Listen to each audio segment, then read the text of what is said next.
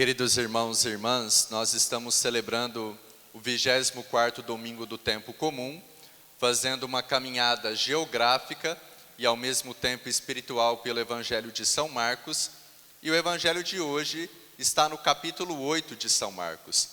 Como o Evangelho de São Marcos ele é mais reduzido, ele é mais conciso, no Evangelho de hoje nós já vemos aquele episódio em que Pedro professa a fé em Cristo, depois é corrigido por Jesus, e depois Jesus diz que aquele que quer ser o seu discípulo deve tomar a sua cruz e seguir o Mestre.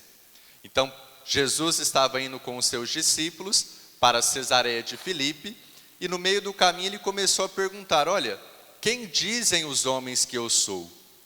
Pedro tomou a palavra como chefe do grupo e começou a dizer: olha, uns dizem que o Senhor é João Batista, outros que és Elias, alguns dos profetas. E aí Jesus pergunta a Pedro: e vós, quem dizeis que eu sou? Pedro responde: tu és o Cristo, tu és o Messias, o Filho do Deus vivo. Tu és aquele que nós esperamos, que o povo de Israel espera. Só que Pedro, quando ele deu essa resposta, ele tinha a mentalidade que a maioria do povo judeu tinha, que o Messias seria um rei político, seria alguém que libertaria o povo de Israel do Império Romano.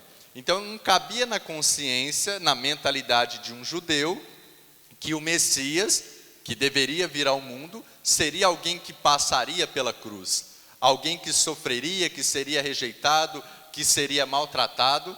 Então Pedro respondeu. Mas aí Jesus, quando faz o anúncio da paixão, quando fala que ele deveria ser rejeitado, que ele seria crucificado, que ele passaria pela cruz, pelo sofrimento, pela morte, Pedro quer repreender Jesus: olha, Senhor, que isso não aconteça. E aí Jesus faz uma correção severa a Pedro. Diz que Pedro não estava pensando como Deus desejava, mas Pedro estava pensando como o demônio. Pedro estava pensando como a mentalidade mundana. E aí depois Jesus diz: aquele que quer ser meu discípulo, tome a sua cruz e siga-me. Desse evangelho, nós podemos pelo menos tirar 3 coisas. Primeiro, quem é Jesus para nós? Qual é a nossa profissão de fé? Qual é a nossa resposta quando nós somos confrontados com essa pergunta? Quem é Jesus Cristo na nossa vida? Será que nós cremos que Jesus realmente é o Filho enviado pelo Pai? É o Messias esperado? É aquele que nós cremos que é o nosso Salvador, que é o nosso Redentor? Aquele que nos chama à conversão e que nos quer conduzir à vida eterna? Qual que é a nossa resposta? Qual que é a nossa experiência de fé? Qual que é o nosso testemunho quando nós somos confrontados sobre quem é Jesus? Depois, a segunda coisa que nós podemos aprender com esse evangelho: Jesus, ele não ilude.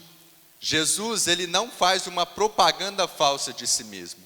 Ele diz que é aquele que realmente é o enviado pelo Pai, mas aquele que vai enfrentar a cruz, ele é o crucificado. É preocupante quando nós vemos o mundo de hoje e até dentro da igreja. É preocupante certas pregações sobre Jesus, que não é o Jesus que está no evangelho de hoje. Não é o Jesus que ele mesmo disse. Algumas pregações falam de um Jesus que assim, é como que um mágico, né? Ele resolve tudo na nossa vida. É um Jesus que nos promete tudo nessa vida, promete muito dinheiro, promete muitos bens, promete uma vida que não vai ter nenhum sofrimento, nenhuma dificuldade. É preocupante isso. E às vezes nós somos levados, né? As pessoas: nossa, mas aquele pregador é muito bom, aquele pregador que nem é tão católico, mas ele fala umas coisas assim, tão reconfortantes, ele fala de Jesus de uma forma tão doce. A minha pergunta é: ele é um bom pregador porque ele prega a verdade, ele prega o que deve ser dito, ele prega o que é coerente, ou ele prega aquilo que os outros querem ouvir? Qual Jesus que ele está pregando? O Jesus que realmente assumiu a nossa humanidade, exceto no pecado, mas que enfrentou a cruz, ou um Jesus que vai prometer tudo na nossa vida? Aí uma pregação não é nem mamão com açúcar, é água com açúcar, porque é muito básico. Está dizendo aquilo que todo mundo quer ouvir. É muito fácil eu chegar aqui, pegar o microfone e falar: gente, olha, não vai ter sofrimento nenhum na vida de vocês. O casamento de vocês vai ser uma maravilha, uma bênção, assim. Claro que pode ser uma bênção mesmo no meio do sofrimento, mas vai ser um doce, assim, não vai ter cruz. É muito fácil eu pegar o microfone e falar assim para os jovens: olha, vai ser maravilhoso a vida de vocês, vocês não vão ter nenhum sofrimento, vocês não vão ser confrontados na fé de vocês. Aí eu posso dizer para o Paulo: olha, você é seminarista, mas o seminário é um jardim de delícias, o reitor nunca vai te corrigir, você nunca vai ter nenhum... Aí seria ótimo, seria maravilhoso. Aí eu acho que muita gente ia jogar confete em mim. Mas por quê? Porque eu estou pregando aquilo que é verdade, ou estou pregando aquilo que todo mundo quer ouvir? Então Jesus não iludiu ninguém, não iludiu nem a si mesmo. Ele falou: olha, eu sou o filho enviado pelo Pai, eu sou o Messias esperado, mas eu serei rejeitado, eu serei desprezado, eu serei crucificado, eu passarei pela morte, porque a minha pregação incomoda. Então não podemos ter uma imagem falsa de Jesus, não podemos buscar um Jesus que vai resolver tudo na nossa vida e que vai nos privar de sofrimentos, de dificuldades, de tribulações, de desafios. Esse não é o Jesus que o Evangelho de hoje está nos mostrando. Então essa é a segunda coisa que nós podemos aprender. Precisamos ter clareza de quem é Jesus. Depois, a terceira coisa que nós podemos aprender com o Evangelho de hoje: se o Mestre, que é Jesus, passou pela cruz, passou pelo sofrimento, foi rejeitado, foi crucificado, e Ele mesmo disse no Evangelho: aquele que quer ser meu discípulo, tome a sua cruz e siga-me. Se nós queremos ser discípulos de Cristo, se nós queremos seguir as pegadas de Cristo, nós também passaremos pela cruz. Nós também precisamos abraçar a nossa cruz, os nossos sofrimentos, e caminhar com Jesus, e estar atrás de Jesus, seguir o Mestre. E se nós queremos abraçar a cruz, gente, se nós queremos entender e aceitar um propósito de uma cruz que Deus nos permite, que Jesus nos permite, nós precisamos de um olhar sobrenatural. O nosso olhar humano é muito limitado. O nosso olhar humano, ele é muito inclinado para aquilo que é da terra. Então, quando vem um sofrimento, quando vem uma cruz, quando vem uma tribulação, nós sempre nos sentimos o quê? Injustiçados. Ah, por que eu mereço isso? Por que eu estou passando por isso? Nossa, eu faço tudo de bom, não faço mal para ninguém, não matei, não roubei. Por que eu tenho que passar por essa cruz? Se nós queremos abraçar a nossa cruz, suportar a nossa cruz de cada dia, carregar a nossa cruz do dia a dia, precisamos de um olhar sobrenatural. Eu vou citar um exemplo que vocês vão pensar: isso é absurdo. Mas eu vou citar um exemplo para mostrar a diferença de um olhar humano para o olhar espiritual de fé sobre um determinado acontecimento. Talvez alguém que até tenha passado por isso, a minha família já passou por isso, né? Algumas vezes. Vamos dar um exemplo que você, sei lá, está saindo do seu trabalho, está de carro, está lá com algum bem material, está com algum dinheiro, chega um bandido, te aborda, rouba o seu dinheiro, rouba o seu carro, te espanca e te deixa lá caído no chão. No olhar humano, quem que é a vítima? Quem foi injustiçado? Você. Você estava trabalhando, você ganhou o seu dinheiro honestamente, comprou o seu carro, e aí você é abordado por alguém, é espancado, tem o carro roubado, tem o dinheiro roubado. Do ponto de vista humano, você é a vítima. Isso é óbvio. Agora, do ponto de vista sobrenatural, espiritual, quem é a vítima? O bandido. Padre, por que ele é a vítima? Porque com a atitude dele, com aquilo que ele fez, com a maldade que ele praticou, ele está perdendo a salvação, ele está perdendo o céu e caminhando para o inferno. Percebe como que é diferente a visão do ponto de vista humano e do ponto de vista sobrenatural? Então, quando nós enfrentamos um sofrimento, uma dificuldade, uma cruz, o nosso ponto de vista humano vai dizer: mas por que eu mereço isso? Por que eu estou passando por esse sofrimento? Por que eu tenho que enfrentar essa cruz na minha família, a cruz da enfermidade? Por que eu tenho que enfrentar uma cruz no meu trabalho? Por que eu tenho que enfrentar uma cruz nos meus relacionamentos? O nosso olhar humano vai tentar nos dizer que nós somos as vítimas, que nós somos injustiçados. Mas se nós temos o olhar de fé vai nos dizer, não, nós não somos vítimas, nós não somos injustiçados. Nós precisamos unir a nossa cruz à cruz de Cristo. Precisamos unir os nossos sofrimentos aos sofrimentos de Cristo, porque o sofrimento cristão, ele é redentor. Ele nos dá a graça da conversão, a graça da purificação dos pecados e a graça da salvação.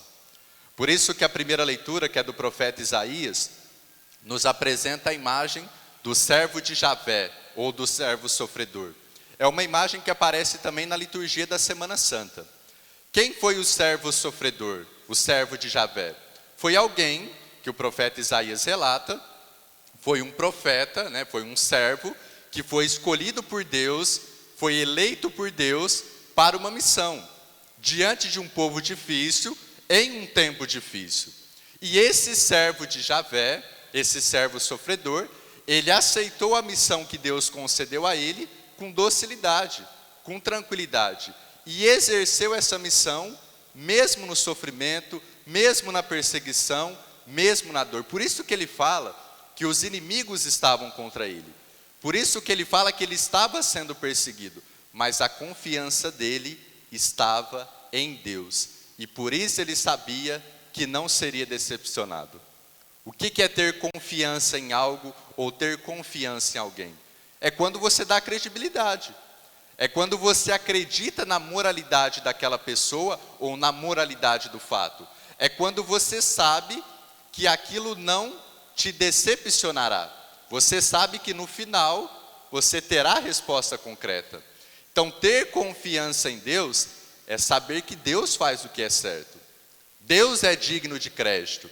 Deus é digno de moralidade. Tudo aquilo que Ele faz, tudo aquilo que Ele permite é para o nosso bem. E nós não seremos confundidos. Nós não seremos decepcionados. Porque Deus sabe o que Ele faz. Na pedagogia dEle, no tempo dEle, no modo dEle, mas Ele sabe o que Ele faz. Se nós queremos ter confiança em Deus, precisamos ter essa certeza. Eu rezo não para manipular a Deus. Eu não rezo para com que Deus se incline à minha vontade. Eu rezo para que Deus me ajude a que eu me incline à vontade dEle, à pedagogia dEle, ao plano dEle na minha vida. E isso é vida espiritual. São João da Cruz, que foi um grande mestre da vida espiritual, que viveu no século XVI, ele comentava muito esse evangelho de hoje, de Marcos 8. E ele dizia que aí está o segredo da vida espiritual. A vida espiritual não consiste em buscarmos consolações, em sentirmos muitas coisas. Num primeiro momento, geralmente Deus permite. É um momento de graça, até de euforia nossa. Deus permite nós sentirmos coisas, nós recebermos palavras, nós nos sentimos sempre consolados.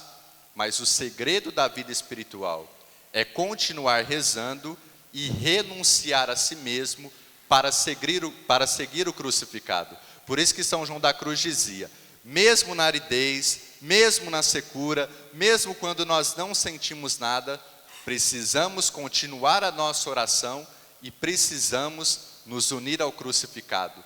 Isso é vida espiritual. E São João da Cruz sentiu muito isso na pele. Se depois vocês pesquisarem um pouco da história dele, quando ele quis fazer a reforma da ordem carmelita junto com Santa Teresa, ele foi perseguido pelos próprios irmãos da ordem e ficou encarcerado por 9 meses, num cubículo que ele comia resto de comida, é como se fosse uma lavagem, mas ali São João da Cruz experimentou o crucificado. Ali São João da Cruz, rejeitado, perseguido, humilhado, incompreendido, ele aprofundou a sua fé e ele entendeu o que era a vida espiritual. Então, se nós queremos entender o que é vida de fé, se nós queremos entender o que é vida espiritual, não é nós ficarmos buscando consolações. Ah, eu vou rezar para sentir alguma coisa, eu vou rezar para ter uma consolação, eu vou rezar para que Deus sempre faça o que eu peço. Não é isso. Claro que nós podemos pedir, claro que nós podemos rezar, mas rezamos a Deus, colocamos as nossas intenções diante de Deus, mas pedimos a Ele que no momento certo, na pedagogia dEle, naquilo que Ele permite, Ele realize o que for melhor para nós e para a nossa salvação. Queridos irmãos e irmãs, vamos agradecer a Deus por essa liturgia do 24º domingo do tempo comum. Olhando para esse evangelho, para a primeira leitura, vamos professar a nossa fé em Cristo, vamos reconhecer de fato, ter clareza quem Cristo é. Ele é o crucificado, Ele assumiu a cruz, Ele foi rejeitado, Ele foi perseguido, e vamos ter a certeza, se nós queremos ser discípulos de Cristo, nós também precisamos assumir a nossa cruz e segui-lo. E para suportar a cruz de cada dia, para ter vida espiritual, precisamos rezar, ter um olhar sobrenatural e entrar na pedagogia de Deus. Eu vou encerrar a homilia, e como eu disse, nós podemos pedir, nós podemos colocar as nossas intenções diante de Deus. Eu tenho intenções, você também tem, todos nós aqui temos. Eu vou encerrar a homilia, nós vamos ficar um pouquinho em silêncio. Você vai colocar as suas intenções diante de Deus, se você quiser. Mas você vai pedir a Deus que você aceite, que você entre na pedagogia dEle, para que Ele realize aquilo que é certo, aquilo que é necessário para a sua vida, conforme a pedagogia dEle. Então vamos ficar em silêncio, apresentar os nossos pedidos a Jesus, mas pedir a Ele que nos ajude a aceitarmos a sua vontade.